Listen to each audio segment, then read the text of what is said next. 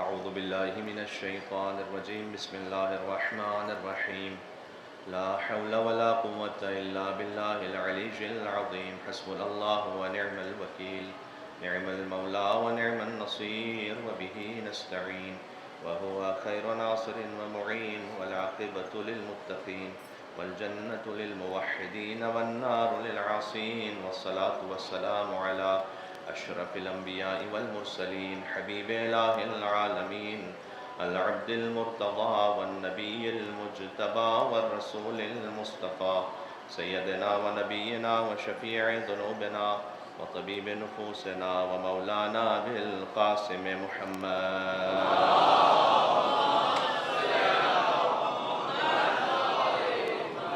وأهل بيته الطيبين الطاهرين المعصومين المظلومين المنتجبين المنتخبين الميامين سيما بقية الله في الأرضين الذين أذهب الله عنهم الرجس وطهرهم تطهيرا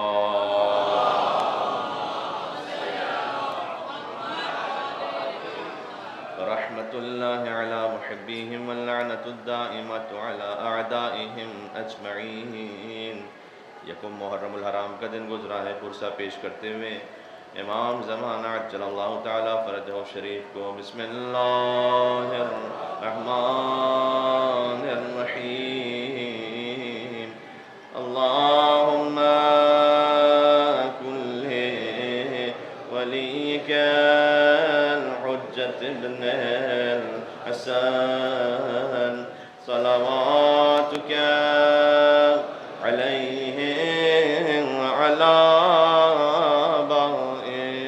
في هذه الساعة وفي كل ساعة وليا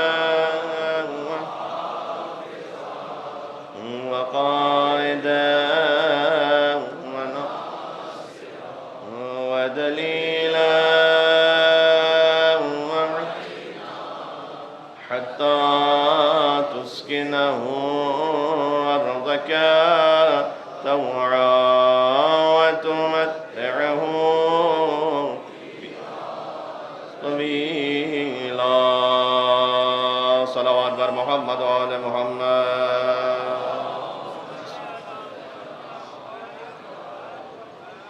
قال الله تبارك وتعالى في القرآن الكريم بسم الله الرحمن الرحيم ربنا وجعلنا مسلمين لك ومن ذريتنا أمة مسلمة لك نعرہ صلوات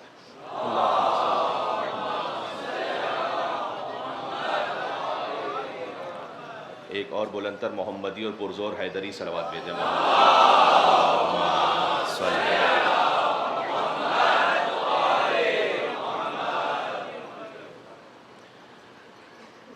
حضور مکرم صلی اللہ علیہ وآلہ وسلم اسوہ کامل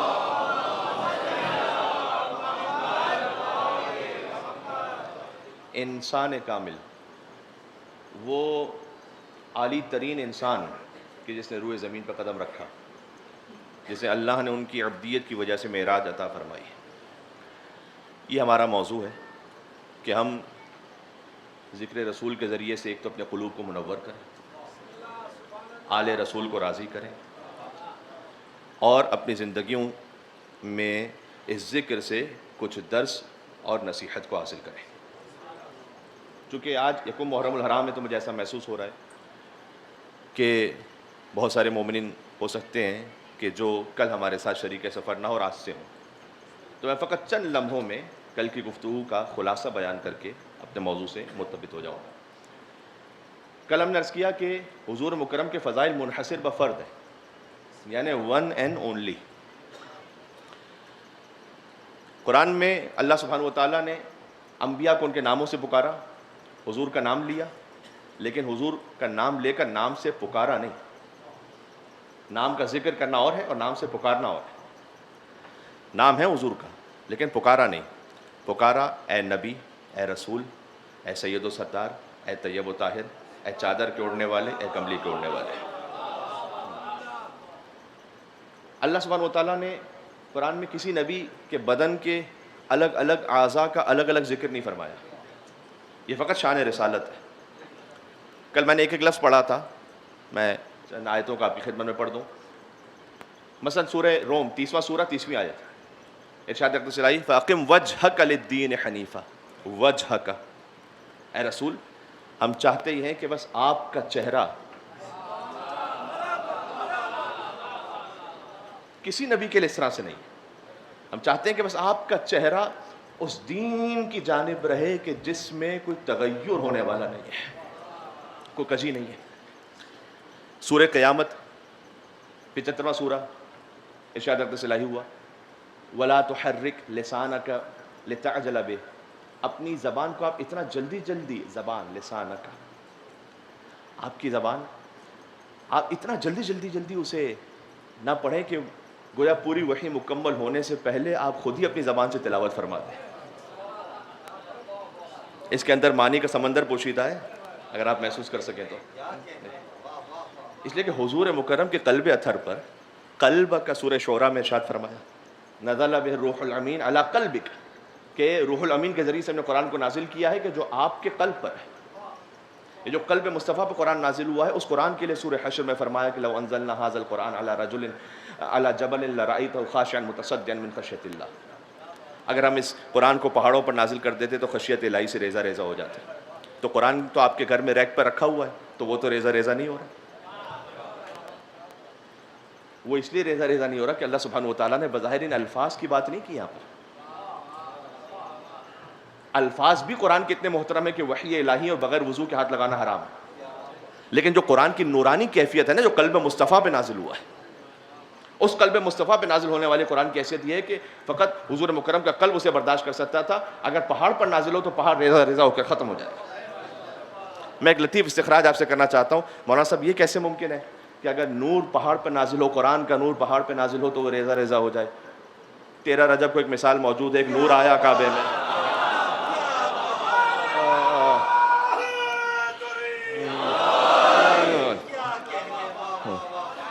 تو اللہ عز و جل نے ایک مثال دی ہے کہ اللہ کسی نور میں اتنی طاقت عطا کر دیتا ہے کہ دیوار شق ہو جائے. تو آپ کے قلب پہ جو قرآن نازل ہوا نا، وہ اگر پہاڑوں پہ نازل ہوتا ریزہ ریزہ ہو جاتے. تو آپ اپنی زبان کو اتنا جلدی نہ بیان فرمائیے کہ پہلے ہی سے آپ وہی نازل ہونے سے پہلے ہی آپ پوری آیت کو پڑھ دیں. اس لیے کہ قلب مصطفیٰ پہ قرآن پہلے ہی نازل ہو چکا تھا. دفعتاً جو نازل ہوا، ایک ساتھ جو نازل ہوا. دیکھیں قرآن 23 سال میں نازل ہوا ہے. مجھے بات کرنی حضور مکرم کی سیرت پر اور انسان کامل ہونے کی حیثیت سے.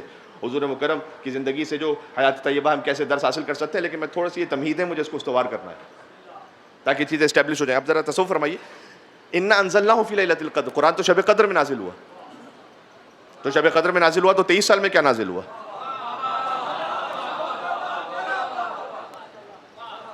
اگر قرآن شب قدر میں نازل ہوا تو 23 سال میں کیا نازل ہوا؟ 23 سال میں بھی قرآن نازل ہوا، لیکن اس کو اصطلاح میں کہتے ہیں کہ جو شب قدر میں نازل ہوا وہ ہے انزال، ایک ساتھ نازل ہوا.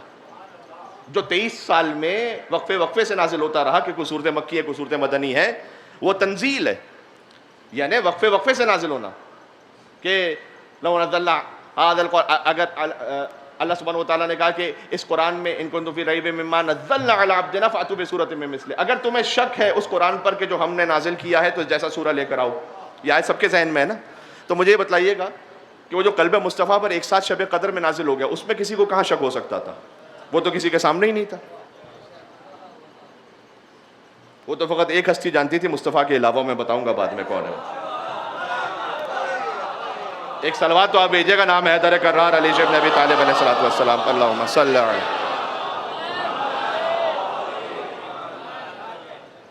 لیکن یہ جو قرآن نازل ہوا تو شب قدر میں ایک ساتھ نازل ہوا، اس کی رسائی کسی تک نہیں تھی، اس کو وہ کسی کے گویا علم ہی میں نہیں ہے کہ وہ نور کس طرح سے نازل ہوا. پھر اس کے بعد حضور 23 سال میں اس کو آہستہ آہستہ پھر سے نازل ہوا اور بیان فرماتے رہے. تو فرمایا کہ اپنی زبان کو اب جلدی جلدی حرکت نہ دیں. تو میں نے کل کی گفتگو میں عرض کیا تھا کہ حضور مکرم کے فضائل منحصر بفرد ہیں. اللہ سبحانہ و تعالیٰ نے انبیاء کی طرح نام لے کر ان کو نہیں پکارا، ان کو ہمیشہ ان کے لقب سے پکارا، ان کو ہمیشہ ان سے منسوب شے سے پکارا. میں نے کہا وَثِيَابَكَ فَطَهِّرْ، خالی آپ کی زبان، آپ کا چہرہ، آپ کے ہاتھ، آپ کا قلب، آپ کا سینہ. کل آیتیں سنا چکا ہوں. آپ کی پشت، نہ آپ کے کپڑے. وَثِيَابَكَ فَطَهِّرْ، آپ کے کپڑے. یا اللہ ایک جملہ کہنا چاہتا ہوں، وہ کپڑے جو کچھ دیر کے لیے مصطفیٰ سے مس ہو جائیں، اتنے محترم ہیں کہ اللہ قرآن میں نازل فرما کر قیامت تک کے لیے محفوظ فرما دے. اور وہ ابو طالب کے جو مصطفیٰ کو اپنی گود میں لے کر 40 سال، کیا شان ہے ان کی. مجھے بات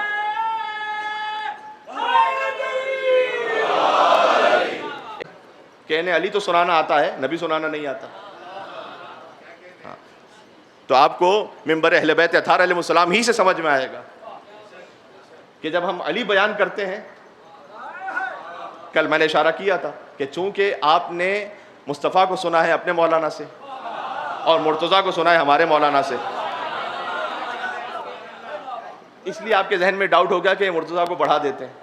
اس لیے کہ آپ نے جب، میں بات کر رہا ہوں بڑے ادب احترام سے، لیکن جو بات کتابوں میں لکھی ہوئی ہے کہ جب آپ نے اگر سنا یا کہیں پر پڑھا کہ وہی نازل ہوتے وقت نعوذ باللہ من ذالک جبرائیل آئے اور انہوں نے سینہ کھولا حضور مکرم کا، اور کچھ نعوذ باللہ ایک دبا تھا اس کو نکالا، اور آپ نے یہاں سے سنا کہ جبریل تو شاگرد علی ہے.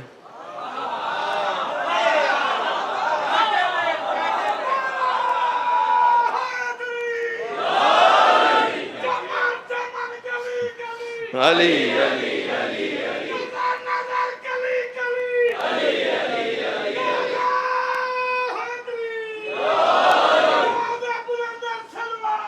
اللہم.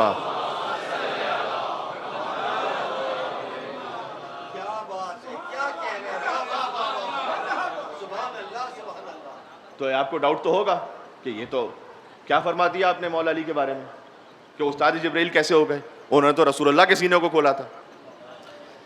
اس لیے کہ جب جعلی فیبریکیٹڈ روایات کو پڑھا جائے گا، خلاصہ کر دوں، اگر حدیث بنی امیہ کی حدیث مینوفیکچرنگ کمپنی انلمیٹڈ سے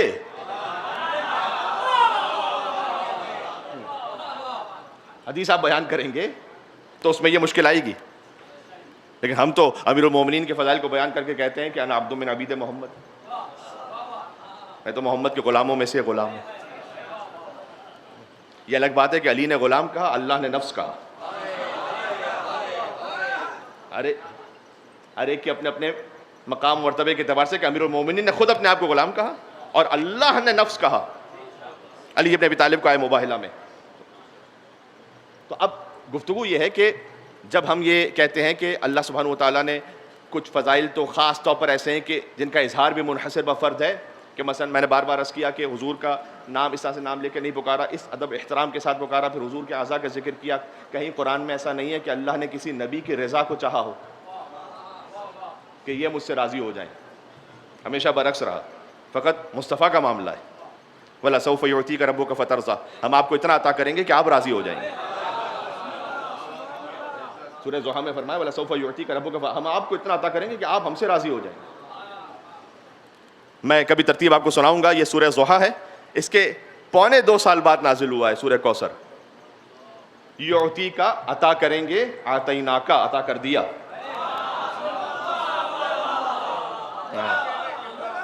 ہم آپ کو وہ عطا کریں گے کہ آپ راضی ہو جائیں گے. انا اعطیناک الکوثر سیدہ کی صورت میں ہم نے آپ کو وہ عطا کر دیا.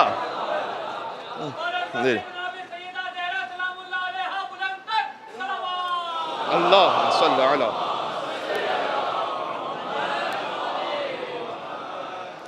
دیکھیں اب ایک دوسری اور بنیاد میں اسٹیبلش کر رہا ہوں آپ کی خدمت میں. کل تک کا تھوڑا سا خلاصہ تھا کچھ مزید اضافات کے ساتھ جو میں نے آپ کی خدمت میں سنایا. ایک اور بنیاد کو اسٹیبلش کرنا ضروری ہے کہ جب آپ اسوہ رسول مکرم صلی اللہ علیہ وآلہ وسلم کو لیں گے تو اس کا اصل ماخذ اور سورس وہ ہم نے کہا کہ قرآن ہے. یعنی میں کہنا یہ چاہتا ہوں کہ ابن حزم وہاں سے آپ اسوہ رسول کا اصل سورس نہیں ہے. وہ ابن کثیر نہیں ہے، ابن اسیر نہیں ہے، ابن تیمیہ نہیں ہے.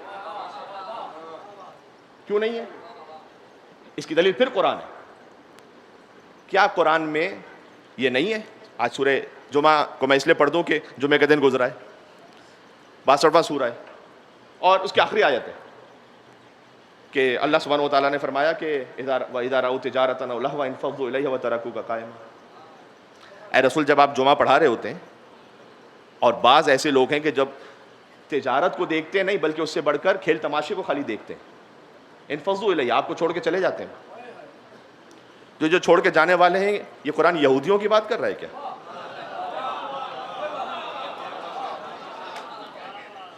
یہ قرآن عیسائیوں کی بات کر رہا ہے کہ جو نماز جمعہ میں رسول اللہ کے ساتھ کھڑے ہوئے تھے؟ نہیں، یہ تو کچھ بظاہر ساتھ میں اپنے ہیں. حضرت جابر بن عبداللہ انصاری کی روایت ہے کہ اتنے لوگ حضور کو چھوڑ کے چلے گئے. آج بھی وہ مقام کی نشاندہی کی جاتی ہے مدینہ منورہ میں کہ جہاں پر قافلے تجارت آ کے رکتے تھے اور جب شام سے وہ قافلے تجارت آتے تھے تو ہر ایک کے دل میں خواہش ہوتی تھی کہ سب سے پہلے میں پہنچ جاؤں تاکہ جو ڈسکاؤنٹڈ ہے وہ مجھے مل جائے پہلے، اور جو کچھ وہ مٹیریل لینا چاہتے سب سے پہلے میں. تو حضور اگر جمعہ یعنی کتنی ایک عام خطیب کے لیے آپ اتنی رسپیکٹ رکھتے ہیں کہ اگر مجلس ہو رہی ہے سوائے اس کے کہ کوئی بہت ایمرجنسی اور ضروری کام آ جائے آپ اٹھ کے نہیں جائیں گے. حتیٰ آپ کا بیٹا مثلا بچہ یہ کہہ رہا ہوگا کہ مجھے پانی پینا، آپ کہیں گے بیٹا بیٹھے رہو. بہت کوئی ایمرجنسی ہو جائے تو آپ اٹھ کے جائیں گے، ورنہ کسی عام خطیب کی مجلس میں سے آپ اس طرح سے اٹھ کے نہیں جائیں گے. یعنی میں اس کی انٹینسٹی آپ کو سمجھانا چاہ رہا ہوں کہ مصطفیٰ خطاب کر رہے ہیں.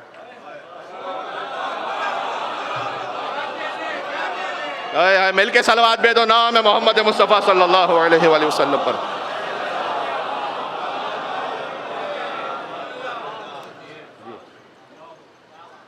اور ایک دم مجمع اٹھے اور چلا جائے.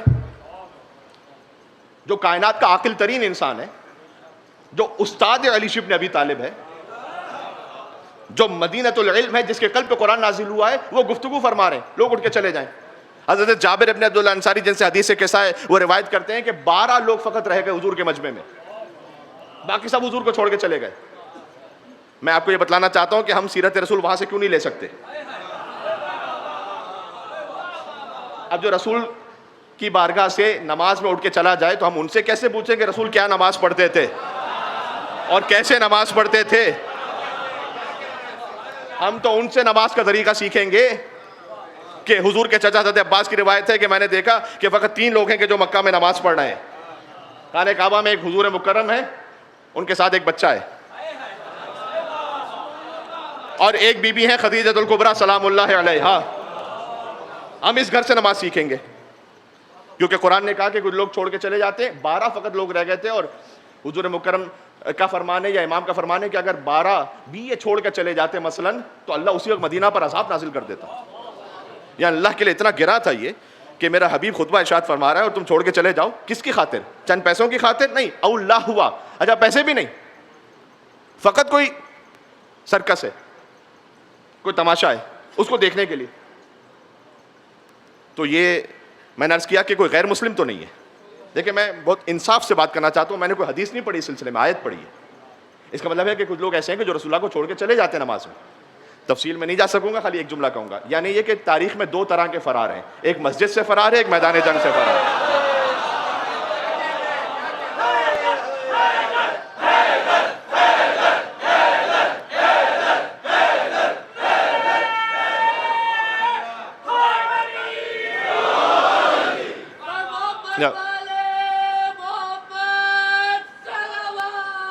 اللہ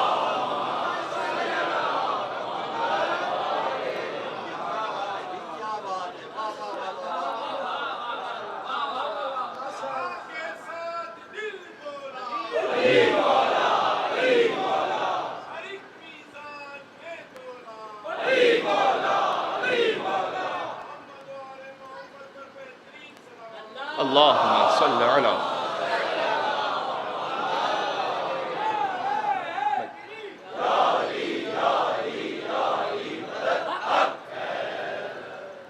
تو میں عرض کرنا چاہ رہا ہوں کہ اصل اسوہ رسول کو حاصل کرنے کا سورس کیا ہے، یہ ڈیفائن ہونا بڑا ضروری ہے.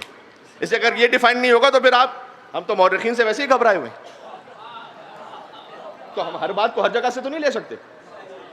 تو سورہ جمعہ کی میں نے آیت پڑھی، اس لیے میں نے چونکہ موضوع ایک حساسیت رکھتا ہے، سینسٹیو ہے، لہٰذا میں نے اس میں حدیث بھی نہیں پڑھی، جبکہ حدیث بھی کافی ہونی چاہیے اگر صحیح سند کے ساتھ ہے. لیکن میں نے آیت پڑھی ہے کہ کچھ لوگ ایسے ہیں کہ جو آپ کو چھوڑ کے چلے جاتے ہیں. ایک آیت اس سے بالکل متصل 63واں سورہ سورہ منافقون ہے.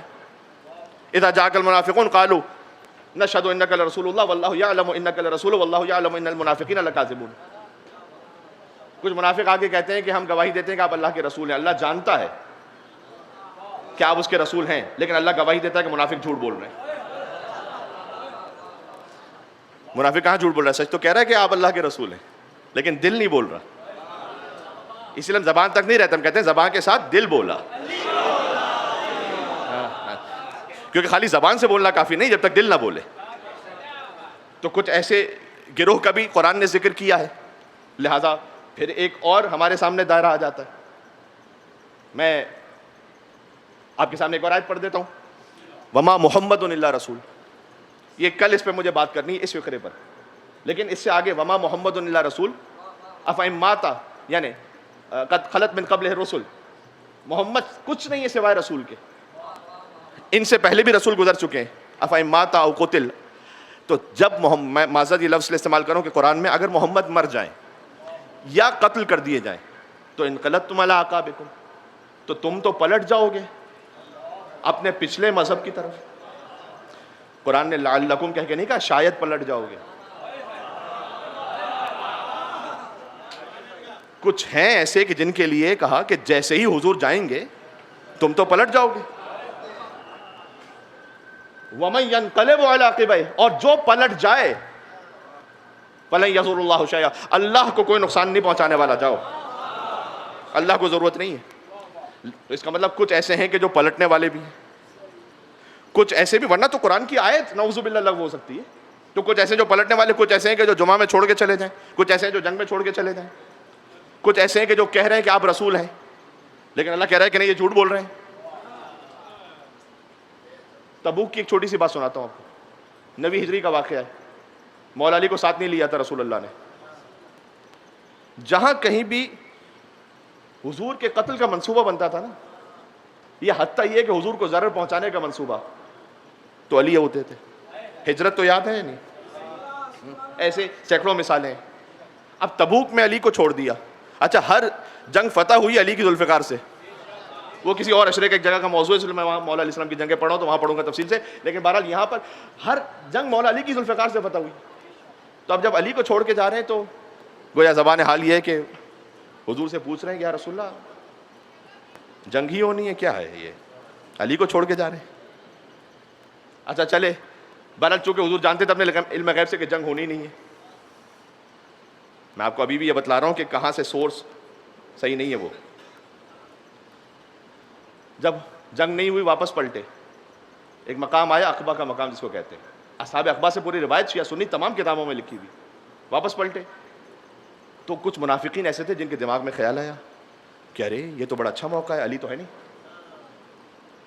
اور جب شام کا وقت آئے گا تو رات کی تاریکی میں ایک ایسی بلندی آئے گی جس سے حضور کو چڑھنا ہوگا اوپر. اور جب وہ پوری بلندی پہ پہنچ جائیں گے تو رات کا کوئی اندھیرا ہوگا، کسے نظر آ رہا ہوگا. تو ہم آ کر کوئی ایسا عمل قبیح کریں گے کہ پتہ بھی نہ چلے کہ محمد صلی اللہ علیہ وسلم کس نے مار دیا، نعوذ باللہ من ذالک. حضور اس پہاڑی کے پاس پہنچے. مجھے نتیجہ دینا خالی. کہا اے عمار میری اونٹنی کے آگے چلو. حذیفہ کو اپنا چابک دیا. حضور چابک کو کبھی استعمال نہیں کرتے تھے, فقط ہاتھ میں رہتا تھا. چابک دیا حذیفہ کو, کہا تمہیں کام آئے گا. یا رسول اللہ آپ تو کبھی استعمال کی اجازت ہی نہیں دیتے اپنی سواری کو, کہ بس میری سواری کے پیچھے چلو.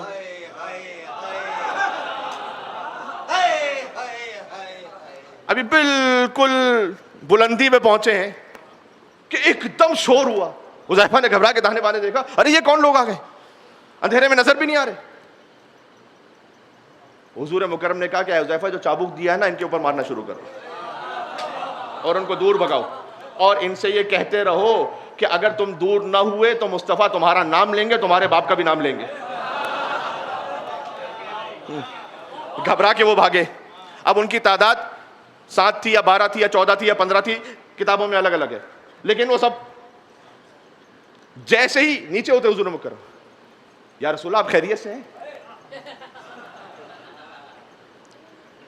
حذیفہ کو رسول اللہ نے نام بھی بتلائے, ولیتیں بھی بتلائیں, لیکن یہ کہا کہ کسی کو بتلانا نہیں آگے. ایک ہستی تھی کہ جو بار بار حذیفہ سے پوچھا کرتی تھی کہ میرا نام تو نہیں لیا تھا. تاریخ میں کون ہے, جا کے دیکھیے گا. تو حذیفہ کو نام بتلائے, لیکن کہا کہ آگے نہیں بتلانا. لہذا حذیفہ صاحب سر رسول اللہ. تو یا رسول اللہ اب ہم یہاں سے تو اخذ نہیں کر سکتے نا سیرت رسول کو. یا رسول اللہ میں ایک جملہ کہنے لگا ہوں. یا رسول اللہ آپ اجازت بھی نہیں دیتے کہ بتلایا جائے کہ کون تھے. اللہ بھی نہیں بتلاتا ڈائریکٹ, اللہ کی اپنی مسئلہ ہے, وہ روز جزا پہ حساب کرنا چاہتا ہے. حضور رحمت للعالمین ہے, اور حضور نے یہ فرمایا کہ اگر میں نے اس وقت بتلا دیا تو کیونکہ 90 ہجری کا واقعہ ہے تو ہو سکتا ہے کہ یہ خبر پھیلے کہ اچھا محمد کے کچھ قریبی ساتھی ایسے ہیں, اب جب ان کے پاس طاقت آ گئی ہے یعنی حضور کے پاس, تو یہ اپنے ہی ساتھیوں پر الزام لگا کر انہیں قتل کرنا چاہتے ہیں, تو ایک الگ بغاوت ہو جائے گی. تو حضور نہیں چاہتے کہ نام لیں. حذیفہ کو بتلا دیا. یا رسول اللہ مجھ سے لوگ پوچھتے ہیں تو کچھ تو میں کیا بتلاؤں.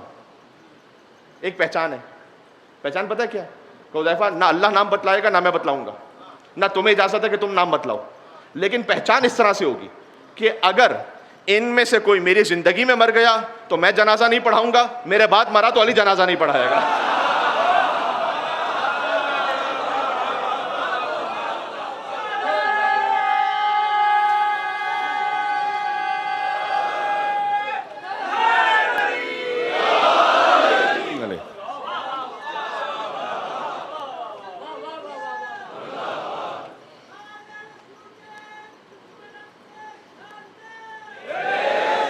صلوات بھیجا بولا انتر محمد علیہ اللہم صلی علی. تو سب سے پہلی بات تو یہ کہ بہت سارے ایسے شواہد ہیں کہ جن کی بنیاد پر ہم فقط قرآن لیں گے کتاب اللہ و عترتی اہل بیتی, یعنی فقط سیرت رسول لیں گے کتاب اللہ و عترتی اہل بیتی. تو آج کے مجلس میں یہ اسٹیبلش ہونا بھی ضروری تھا کہ آپ کا سورس کیا ہے اصل, اور اس میں حضور مکرم نے کچھ کے لیے سند بھی بیان فرما دی. سلمان و منا اہل البیت کا, سلمان جو رسول اللہ کے بارے میں کہتے ہیں ہمیں قبول ہے, ابو ذر جو کہتے ہیں قبول ہے. مقداد کے بارے میں اگر رسول اللہ نے فرمایا ہے اور اگر مقداد ہمیں سیرت رسول میں سے کچھ بیان فرمائے تو ہمیں قبول ہے.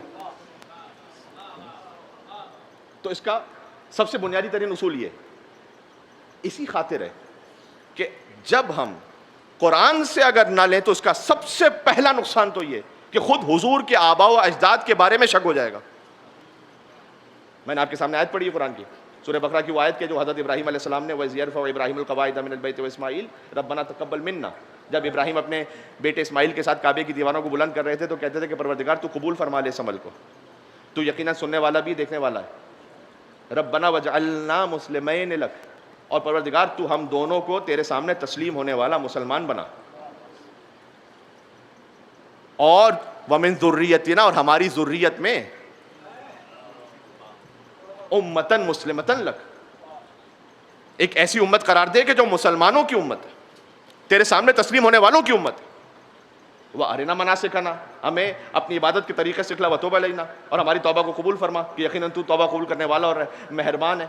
پھر آگے فرمایا ربنا وابعث فیہم رسولا, اور پھر ان کے درمیان ایک رسول کو مبعوث فرما. ترتیب قرآن کی دیکھیے گا, یعنی ایک امت مسلمہ پہلے سے ہے جو حضور کی بعثت سے پہلے ہے, تو تو قرآن تو ہمیں یہ کہہ رہا ہے کہ کچھ ہیں ایسے تسلیم خم ہونے والے کہ جو بعثت سے پہلے ہیں. ابھی حضور نے اعلان نبوت نہیں فرمایا لیکن کچھ ہیں مسلمان تسلیم خم ہونے والے.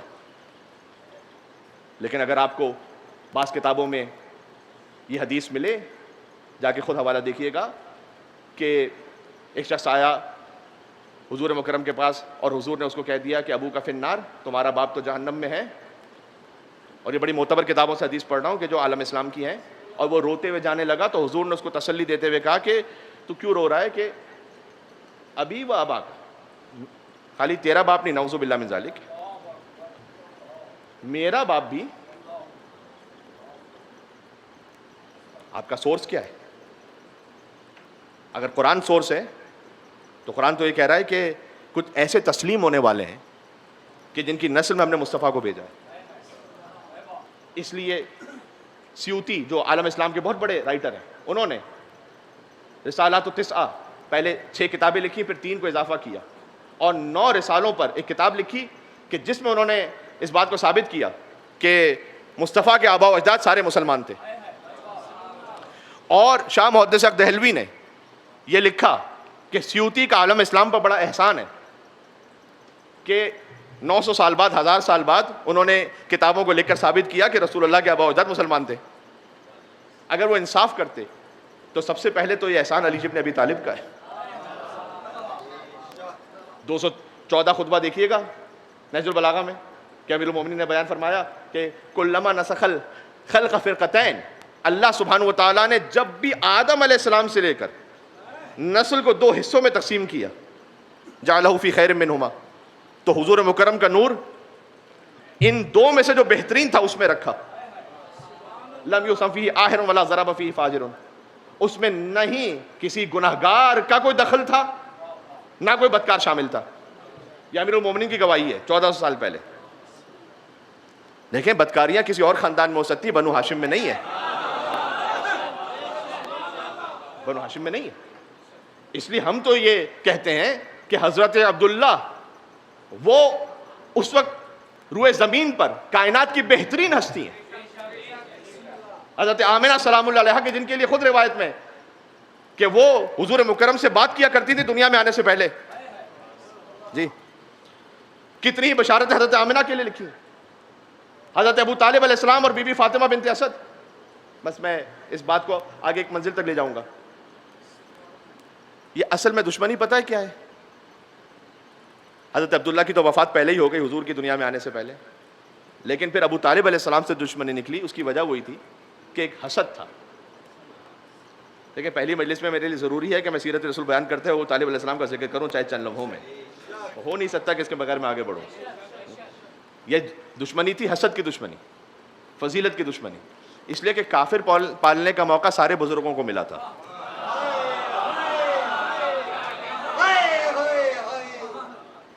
کافر پالنے کا موقع سارے بزرگوں کو ملا تھا, محمد پالنے کا موقع سوائے علی کے باپ کے کسی کو نہیں ملا تھا. یا علی.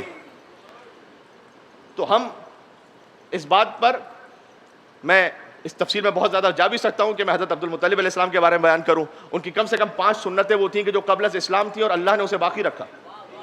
کم سے کم 5 سنتیں ایسی, جب بھی انہیں کوئی خزانہ ملتا تھا تو اس کا 5واں حصہ رائے خدا میں دیتے تھے, جیسے شریعت نے خمس کی صورت میں باقی رکھا. انہوں نے یہ طے کیا تھا کہ جو کعبے کا طواف ہوگا وہ 7 چکر ہوں گے, نہ 6 ہوں گے نہ 8 ہوں گے. ان سے پہلے یہ تھا کہ کوئی کتنے چکر لگا لے, تو 7 کا جو عدد تھا انہوں نے متعین فرمایا, جیسے اسلام نے باقی رکھا. تو کم سے کم 5 تو وہ ہیں شریعت میں, وہ جو واضح باتیں ہیں کہ جو حضرت عبد المطلب نے قائم کی, جنہیں شریعت نے باقی رکھا. دیکھیں ان میں اور باقیوں میں فرق یہی ہے کہ یہ آیت اترنے کے بعد نہیں عمل کرتے, یہ عمل کرتے ہیں تو آیت اترتی ہے.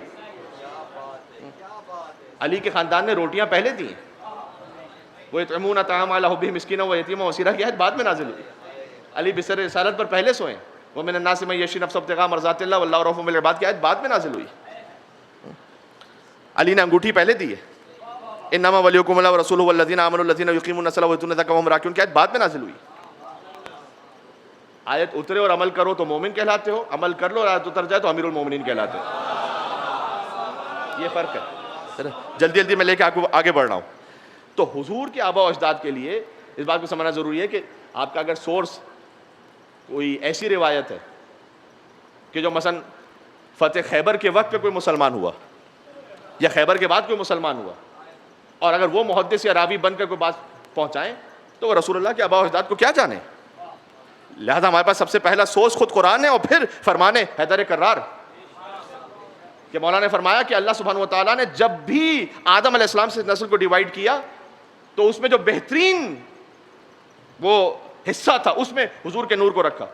یہی اشہد انک کنت نورا فی الاصلاب الشامخہ والارحام المطہرہ, آپ کا نور اصلاب شامخہ سے ارحام مطہرہ میں منتقل ہوتا رہا. یہی اس کا مطلب ہے. لم یوسم فی آہر ولا ضرب فی فاجر. تھوڑی سی بات بیان کروں. متوکل للعین کا دربار ہے, امام علی نقی علیہ السلام کسی وجہ سے وہاں پر ہیں. اس نے نعوذ باللہ من ذالک امام علیہ السلام سے جسارت کرتے ہوئے شراب پیش کی, نعوذ باللہ. امام علیہ السلام سامنے سے یہ پلٹ کے کہتے ہیں کہ یہ ہم پر حرام ہے, ہم نہیں پیتے اسے, نعوذ باللہ من ذالک. کہتے ہوئے مجھے عجیب سا لگ رہا ہے جملہ, لیکن امام نے ایک اور جملہ فرمایا کہ ما خامر لحمی و دمی قط. یہ تو میرے سامنے کیا پیش کر رہا ہے, یہ تو کبھی بھی ہمارے آبا و اجداد میں سے کسی کے بھی گوشت و خون میں شامل ہی نہیں رہی ہے. تو اس بات کو سمجھنا ضروری ہے. اور پھر اس خاندان میں حضور مکرم کی آمد ہوئی. میں ترتیب سے آگے بڑھا ہوں. یکم عام الفیل, ہاتھیوں والا سال. اس ہاتھیوں والے سال میں حضور مکرم کی آمد ہے. اور ہاتھیوں والا سال آپ جانتے ہیں کہ اسی خاطر ہے کہ چونکہ ابرہہ نے حملہ کیا ہے, تو وہ پہلا سال ہے اور اسی وقت حملہ ہوا ہے. اور اسی حملے والے سال میں حضور مکرم کی آمد ہوئی کہ حضور کے آبا و اجداد ہی میں سے جو کعبے کے متولی حضرت عبد المطلب تشریف لے جاتے ہیں اور جا کر یہ کہتے ہیں کہ ابرہہ سے کہ تیرے کچھ گماشتے ایسے ہیں کہ جنہوں نے ہمارے کچھ اونٹ قبضے میں لے لیے, وہ واپس کر. کہ اچھا میں تو سمجھا تھا کہ کعبے کی بات کر رہے ہیں, اونٹ کی بات کیا کر رہے ہو.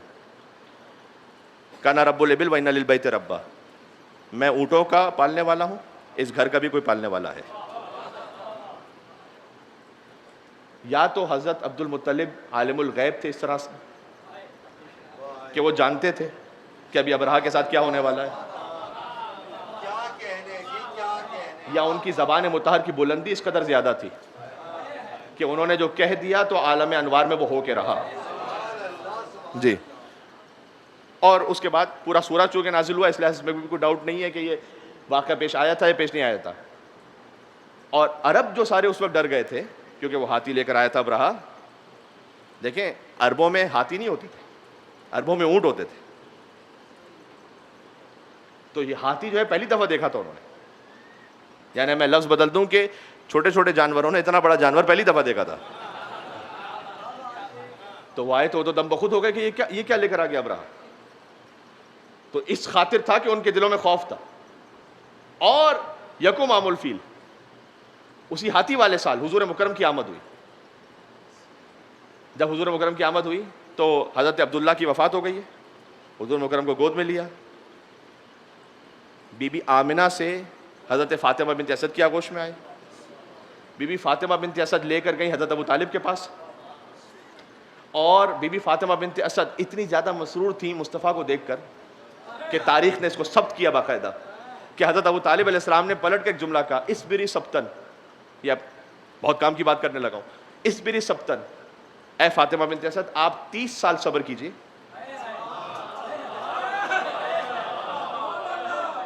ابشرکی بمثلہ الا النبوہ, میں آپ کو بالکل محمد جیسے بیٹے کی بشارت دیتا ہوں.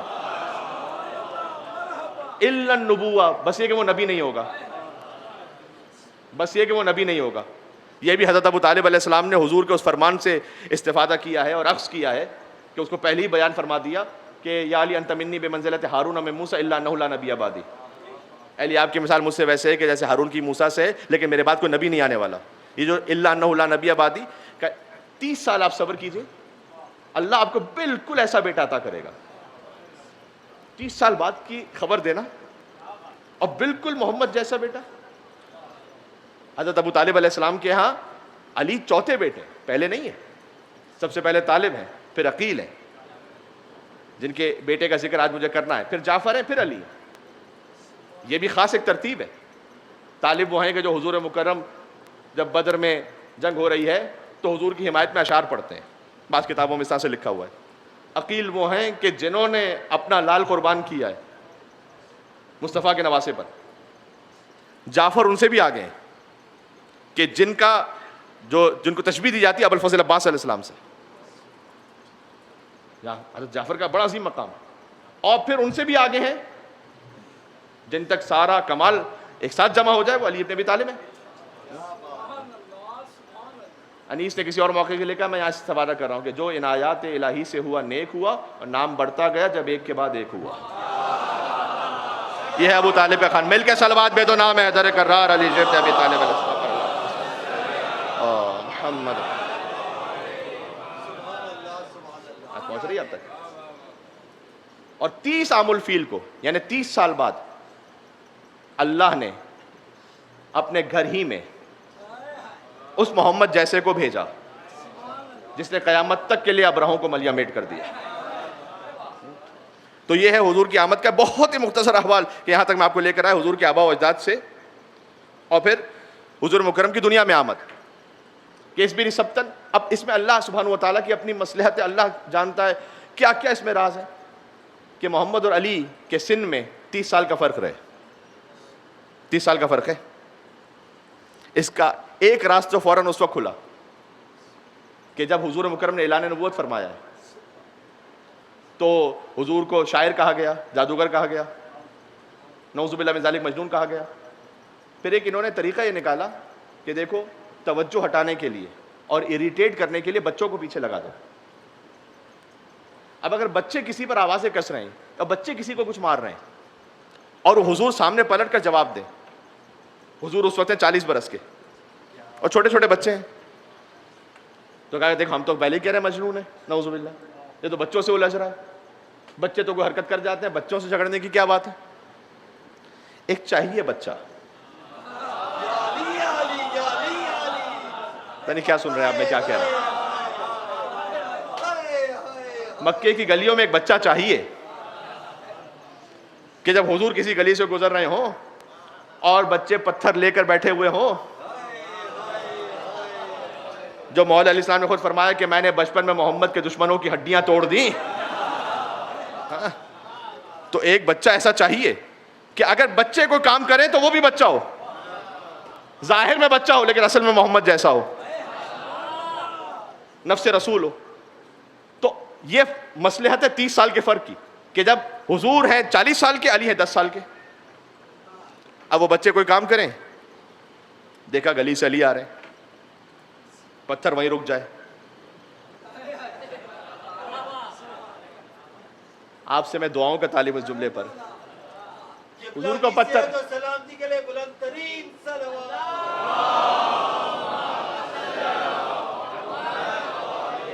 ہے ترتیب میں میرے ساتھ چل رہے ہیں آپ. اب پتھر اٹھانا چاہیں, دیکھا علی, ہاتھ رکا. یعنی قدرت نے پہلے ہی سمجھا دیا کہ جس کے پاس علی ولی اللہ ہوتا ہے اس کا محمد رسول اللہ محفوظ ہو جاتا ہے.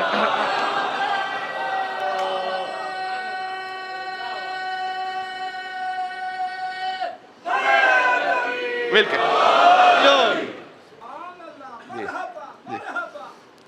بات واضح ہو رہی. تو اب ایک بچہ چاہیے. ہاں یہی کل یہیں سے بات شروع کرنے لگا ہوں کہ پھر اس بچے نے کیا کیا اور پھر دعوت ذوالعشیرہ میں کیا ہوا کہ خود مولا علیہ السلام پر ایک الزام یہی لگایا جاتا ہے کہ تو بچے تھے, بچپن میں اسلام قبول کر لیا. کلمہ سیریمنی ان کی ہوتی جو کبھی کافر رہ چکے ہیں, جو کعبے میں آیا ہو, جس نے آغوش مادر سے آغوش رسالت میں آ کے قرآن پڑھا ہو. قد افلح المؤمنون الذین هم فی صلاتهم خاشعون والذین هم عن اللغو معرضون والذین هم للزکاۃ فاعلون, جسے سورہ مومنون کی آیتیں نازل ہونے سے پہلے پڑھی ہوں. نازل ہونے سے پہلے کون پڑھ سکتا ہے؟ ابھی تو میں نے آیت پڑھی تھی, جلدی جلدی زبان نہ ہلائیے. جہاں سے بات شروع ہوئی تھی وہیں پہ ختم ہو رہی ہے آ کے. آپ جلدی جلدی ابھی وہی نازل ہونے سے پہلے نہ پڑھ دیں. علی نے پڑھا وہاں, کسی مصلحت کی وجہ سے پڑھا. تو اب اگر پھر کسی کے ذہن میں سوال آئے کہ اچھا مصطفیٰ تو اس وقت نہیں پڑھتے تھے بچپن میں اور علی نے پڑھا, تو بنتا ہی علی کا تھا کہ علی پڑھیں. 4 میں سے سن لیجئے گا, دعا سے نواز دیجئے گا. ہر شخص ہر ایک بات کو پاتا ہی نہیں تھا, ہر شخص ہر ایک بات کو پاتا ہی نہیں تھا, اور ہر لفظ ہر ایک ذہن میں سماتا ہی نہیں تھا, اور قرآن سناتے بھی بھلا کس کو محمد.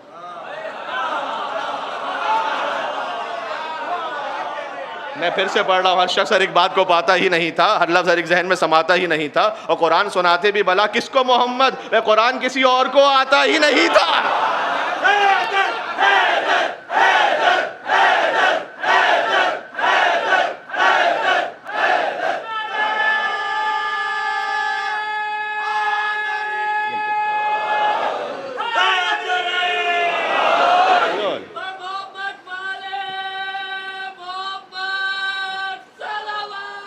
اللہ,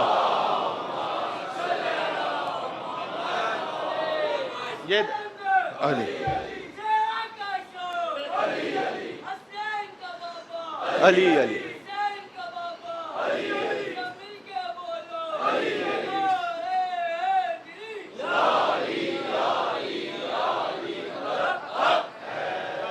کیا بات ہے جی, کیا بات ہے, واہ واہ واہ واہ. یہ میں تاریخ رسالت کو, سیرہ رسالت کو یہاں تک آپ کی خدمت میں لے آیا. کل بات یہاں سے شروع ہوگی انشاءاللہ العزیز, اللہ نے اگر اذن دیا تو. اور یہیں سے کیونکہ مولا علیہ السلام کے بچپن کی بات ہو رہی ہے, تو نصیحت بھی ایک رسول اللہ کی زبان کو آپ کو سناؤ, بہت اہم ہے. یہ سمجھ لیجیے کہ تقریر کا میں حاصل پڑھ رہا ہوں اس وقت آپ کی خدمت میں. ویسے تو جھوٹ بولنا ہمیشہ ہی حرام ہے, لیکن آپ فرمان رسالت دیکھیے, امیر المومنین کے فرمان کو دیکھیے. فرمایا خبردار خبردار اپنے بچوں سے تو کبھی ہرگز جھوٹ نہ بولنا. اس کی وجہ پتہ کیا بیان کی, کہ اس لیے کہ وہ تمہیں رازق سمجھ رہے ہوتے ہیں. دیکھیں جو چھوٹا بچہ ہے نا, ابھی وہ یہ نہیں جانتا کہ آپ کو بھی رزق کون دے رہا ہے. وہ تو یہ جانتا ہے کہ مجھے بھوک لگتی ہے, میرے بابا پورا کر دیتے ہیں, میری والدہ کھانا رکھ دیتی ہیں, مجھے کپڑے چاہیے ہوتے ہیں تو یہ لا کے دے دیتے ہیں, مجھے اسکول جانا ہے تو. بچہ ابھی بچپن میں رازق کا لفظ استعمال ہوا حدیث میں, یعنی اپنا جو گیور ہے وہ کس کو سمجھ رہا ہوتا ہے, وہ اپنے ماں باپ کو. کیا ہی عجب بات بیان فرمائی کہ اگر تم اپنے بچوں سے جھوٹ بولو گے نا, تو وہ جب تم سے بدگمان ہوں گے تو پھر بڑے ہو کر اپنے اصل رازق سے بھی بدگمان ہو جائیں گے کہ پتہ نہیں یہ بات بھی صحیح ہے یا نہیں. آپ گھر سے باہر جا رہے تھے, بچہ لپٹ گیا, آپ نے آنا ہے 2 گھنٹے بعد, آپ کہتے ہیں بیٹا 5 منٹ میں آ رہا ہوں. جھوٹ کا مطلب خالی وہ نہیں ہوتا جھوٹ کو جو آپ سب, یہ بھی جھوٹ ہے. یا تو آپ کچھ نہ کہیں یا بولیں تو سچ بولیں. آپ نے کہا بیٹا 5 منٹ میں آ رہا ہوں, آپ آئے 2 گھنٹے بعد, 1 بار ہوگا 2 بار ہوگا, بیٹا کل لے کے جاؤں گا, آپ کو پتا کل لے کے نہیں جائیں گے آپ. کہا کچھ کھلا کچھ دیا, کہا کچھ لے کے کہیں اور چلے گئے, وغیرہ وغیرہ, ہزاروں مثالیں اس کی ہو سکتی. 2 4 5 10 مرتبہ کے بعد بچہ اب اس کو ٹرسٹ نہیں رہا. پھر آپ نے کہا بیٹا نماز پڑھو, اس میں بڑا ثواب ہے. اب ٹرسٹ آئے گا اسے کہ پتہ نہیں یہ بات صحیح کر رہے ہیں یا نہیں کر رہے. جب پہلی 10 باتیں غلط کی تھی تو یہ بات صحیح ہے یا نہیں پتہ نہیں. بیٹا سچ بولو تو ثواب ملے گا, جب ہم خود ہی نہیں بولیں گے تو وہ کیا بولے گا. فرمایا اپنے بچوں سے تو ہمیشہ ایسے سچ بولو کہ وہ تمہیں اپنا رازق سمجھ رہے ہوتے ہیں. اگر تم نے ان سے جھوٹ بولا تو وہ اصل رازق سے بدگمان ہو جائیں گے. یہ میسج ذہن میں رہے گا آپ کے. یہ مولا امیر المومنین کے بچپن کے صدقے میں یہ بات پہنچ گئی جی.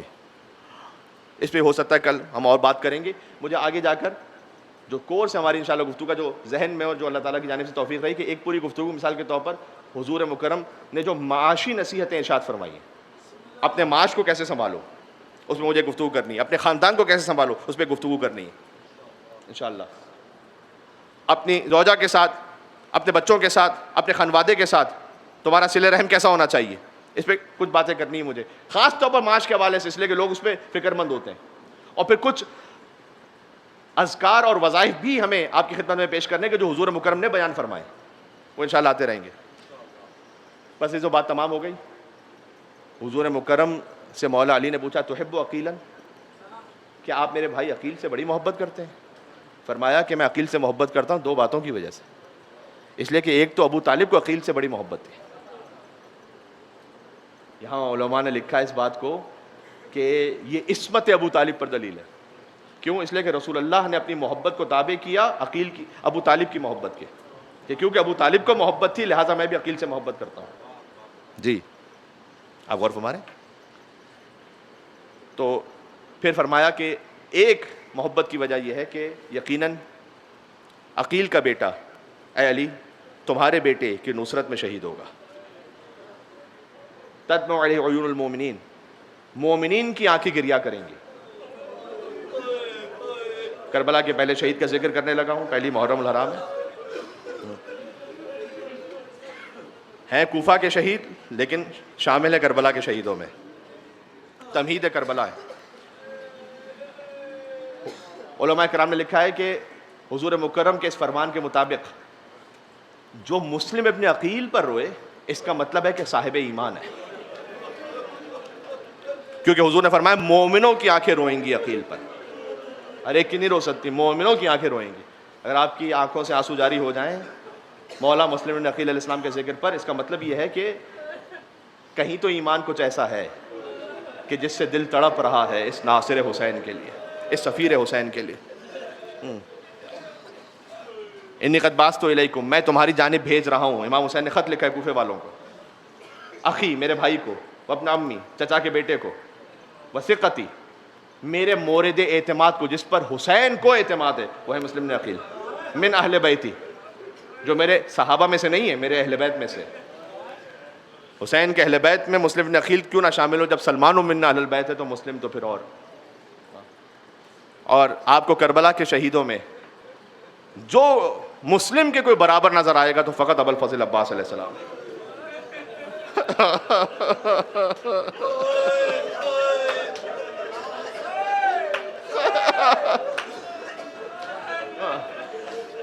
میں نے عراقیوں میں دیکھا ہے کہ اگر انہیں کوئی حاجت ہوتی ہے وہ جاتے ہیں اب عبداللہ الحسین کے حرم میں دعا کرتے ہیں. اگر کسی وجہ سے بھی کوئی مصلحت ہے، بھئی حاجت نہیں پوری ہو پا رہی، تو پھر جاتے ہیں ابو الفضل عباس کے حرم میں، کہتے ہیں مولا آپ باب الحسین ہیں، حسین آپ کی بات کو تو رد نہیں فرمائیں گے.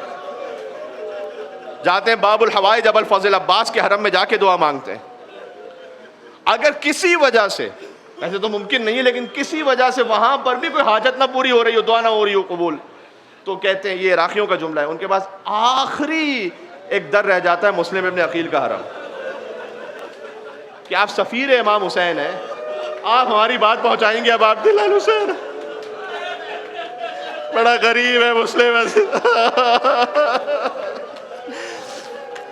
مسلم کی شہادت میں اور حسین کی شہادت میں بڑی شباہتیں ہیں.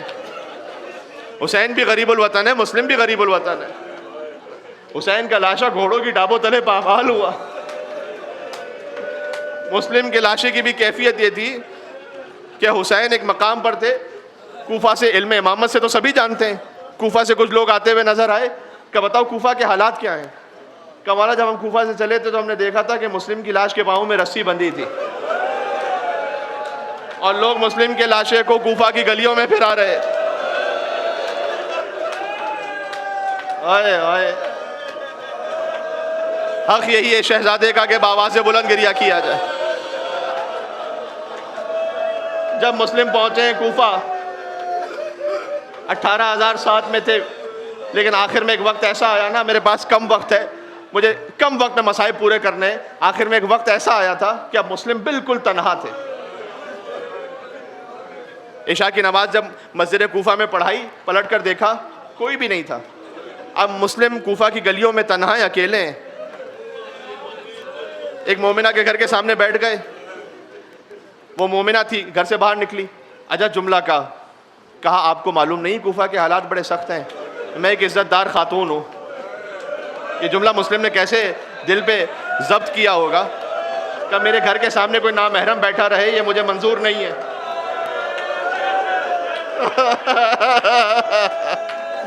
مسلم نے کربلا کے پہلے شہید کا ذکر ہے، ہائے حسین کہہ کے پرسہ دینا. مسلم نے چلو سے اشارہ کیا، یعنی بڑا پیاسا ہوں اگر پانی لے آؤ. اندر گئی، مومنہ عورت تھی، پانی لے آئی، پانی پیش کیا. حضرت مسلم نے عقیل نے پانی پیا، رات کا وقت تھا، شب 9 ذی الحجہ. پانی پیا، دیکھتی رہی، گئے نہیں مسلم. کہا آپ گئے نہیں؟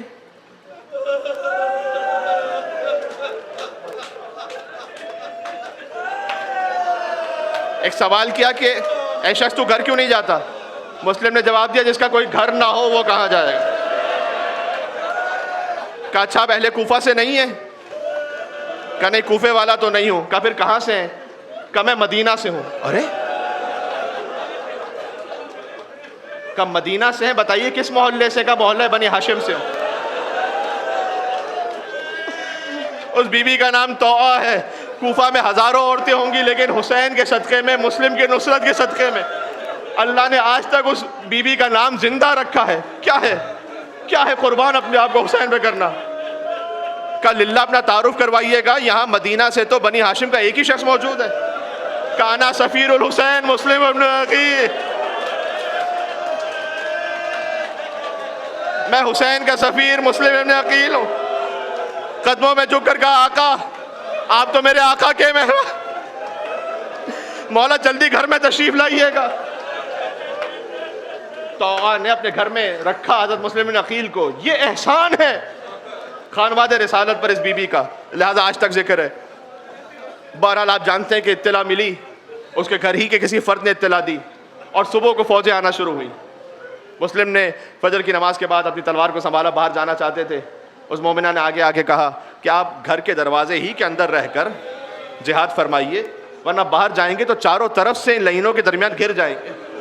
کہ تیری بات تو صحیح ہے لیکن مجھے ڈر ہے کہ اگر میں نے گھر میں رہ کر تلوار چلائی تو تیری چادر محفوظ نہیں رہے گی، تیرا پردہ محفوظ نہیں رہے گا۔ اور مسلم یہ برداشت نہیں کر سکتا کہ مسلم کے سامنے کسی مومنہ عورت کی چادر چھین لی جائے۔ میں کہوں گا اے مسلم شام غریبہ ہوتے، میرا بیمار امام سید سجاد مولا کے سامنے کسی نے بی بی زینب کی چادر چھین لی۔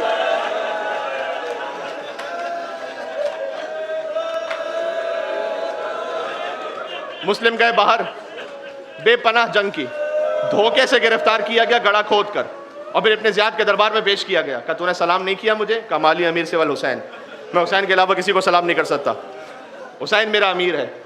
بہرحال کہا اسے دارالامارہ پہ لے جاؤ، سر تن سے جدا کر کے دھکا دے دو۔ یہ جو آپ مجلس کے بعد دور سے سلام کرتے ہیں نا، السلام علیکم یا ابا عبداللہ الحسین، یہ سنت مسلم ابن عقیل ہے۔ دور سے کہا السلام علیکم یا ابا عبداللہ۔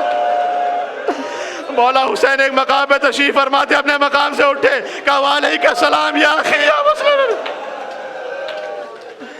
آپ کی صدائیں بلند ہوں گی۔ خدائے حسین کا واسطہ میں ایک جملہ کہنے لگا ہوں، حسین اور مسلم میں اتنی شباہت ہے، دونوں غریب الوطن، دونوں شہید، دونوں کا لاشا پامال، دونوں کا سر تن سے جدا ہوا، لیکن ایک فرق یہ کہ جیسے مسلم شہید ہوئے، حسین نے کہا عباس ذرا مسلم کی یتیمہ کو تو بلا، گود میں بٹھا کر پیار کرنے لگے۔ آل محمد سے تعلق تھا، سمجھ گئی کہ مولا آج تو ایسے پیار کر رہے جیسے یتیموں کو پیار کیا جاتا ہے۔ کہاں سے تیرا بابا حسین ہے؟ مولا اگر سکینہ یہ منظر دیکھ رہی ہے تو ہٹا دیجئے گا، اس لیے کہ بچی کے ذہن میں منظر رہ جائے گا۔ جب کوئی یتیم ہوتا ہے تو گوشوارے پہنائے جاتے ہیں۔ سکینہ یتیم ہوئی، چہرے پر تماچے مارے گئے، گوشوارے چھینے گئے، لہو جاری ہوتا رہا۔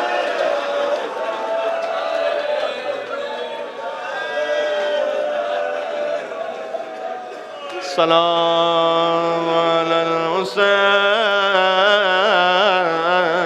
وعلی علی ابن الحسین۔ جیسے مسلم نے دور سے سلام کی، اپنے دلوں کو کوفہ لے کر جانا، مولا مسلم نے۔ میرے پاس 2 دقیقے، 1 دقیقہ ہے، میں ایک جملہ اس میں کہنا چاہتا ہوں تاکہ ہم جتنا ہو سکے گریہ کر سکیں۔ مسلم کا لاشا لٹکا دیا گیا تھا دارالامارہ، بی بی رقیہ کو بھی تو پرسہ پیش کرنا، جس کے 4 بچے کربلا میں۔ میں ایک جملہ کہوں اگر ضبط کر سکوں، مسلم کی بیٹی حمیدہ شام غریبہ گھوڑوں کی ٹاپوں تلے پامال ہو گئی۔ جب مسلم کی بیوہ کوفہ پہنچی، شہید کا لاشا لٹکا ہوا تھا، کہا ہے میرے والی آپ پر سلام ہو، 2 بچے جو آپ نے مجھے دیے تھے حسین پر قربان کر دی۔ دو طفلان مسلم جو آپ کے ساتھ محمد و ابراہیم کہاں ہے؟ اب مل کر سلام کہنا، السلام علی الحسین وعلی علی ابن الحسین وعلی اولاد الحسین. اتنا بڑا مجمع ہے مل کے. وعلی نہیں حسین سب مل کے کہنا ایک بار اور، السلام علی الحسین وعلی علی ابن وعلی اولاد الحسین وعلی اصحاب الحسین